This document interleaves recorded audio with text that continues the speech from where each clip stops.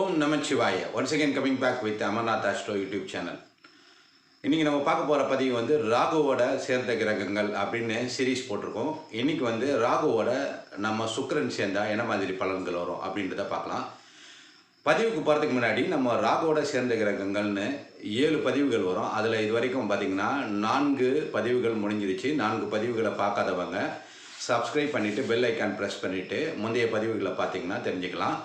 ராகுவோட சந்திரன் சேர்ந்த என்ன மாதிரி பலன்கள் கிடைக்கும், ராகுவோட சனி சேர்ந்த என்ன மாதிரி பலன்கள் கிடைக்கும், ராகுவோட சூரியன் சேர்ந்த என்ன மாதிரி பலன்கள் கிடைக்கும், ராகுவோட செவ்வாய் சேர்ந்த என்ன மாதிரி பலன்கள் கிடைக்கும்னு ஏற்கனவே பழைய பதிவுகளில் சொல்லியிருக்கு.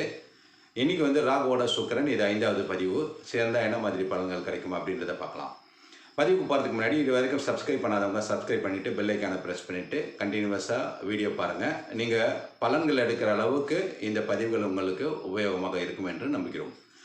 இப்போ பார்த்தீங்கன்னா ராகுவோட காமக்காரகன் சுக்கிரன் சேர்ந்தால் பொதுவாக பார்த்தீங்கன்னா நம்ம ஜோதிடர்கள் யூடியூப்லேயும் சரி புக்லேயும் சரி ராகு வந்து பெரிதுபடுத்துகிற கிரகம், சுக்கிரன் வந்து காமக்காரகன். அவங்க வந்து பார்த்திங்கன்னா அதிகமான illegal contacts, extra marital affairs அதை மாதிரி இதெல்லாம் இருப்பாங்க அப்படின்றது பொதுவாக சொல்லுவாங்க.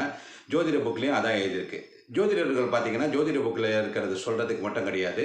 ஜோதிடர்கள் வந்து ஜோதிட புக்கில் இருக்கிற அறிவை பயன்படுத்தி உங்களோட ஜாதகத்தில் உங்களுக்கு என்ன மாதிரி பலன்கள் வரும் அப்படின்றது சொல்கிறது தான் ஜோதிடரோட வேலை.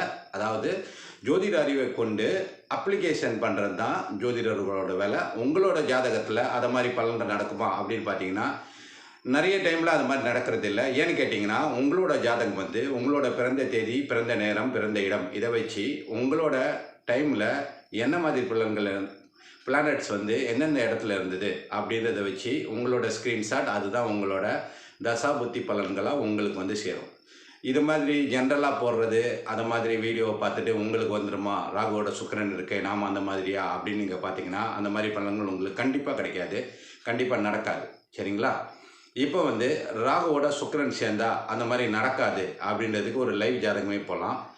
ஒரு ஜாதகர் பார்த்தீங்கன்னா ராகுக்கு இன்றைக்கி வந்து நம்ம ஒரு உதாரணத்துக்கு ஒரு சிம்ம லக்னமே எடுத்துக்கலாம். சிம்ம லக்னத்துக்கு பார்த்தீங்கன்னா 5வது வீடு, அதாவது தனுசு வீடு வந்து காதல் வயப்படும் வீடு. அதாவது 5வது வீடு எந்த லக்னத்துக்கு இருந்தாலும் காதல் போன்ற விஷயங்கள் நடக்கும். அதாவது illegal affairs or legal affairs இது மாதிரி விஷயங்கள்லாம் நடக்கும் அப்படின்றது 5வது வீடு. ஏன்னா மனம் சம்மந்தப்பட்ட விஷயம் இல்லைங்களா? அதனால் வந்து சிம்ம லக்னத்துக்கு 5ல் வந்து ராகுவும் சுக்கிரனும் இருக்கிறத நம்ம எடுத்துக்கலாம். ராகுவும் சுக்கிரனும் சிம்ம லக்னத்துக்கு 5ல் இருக்காங்கன்னு வச்சுக்கோங்க.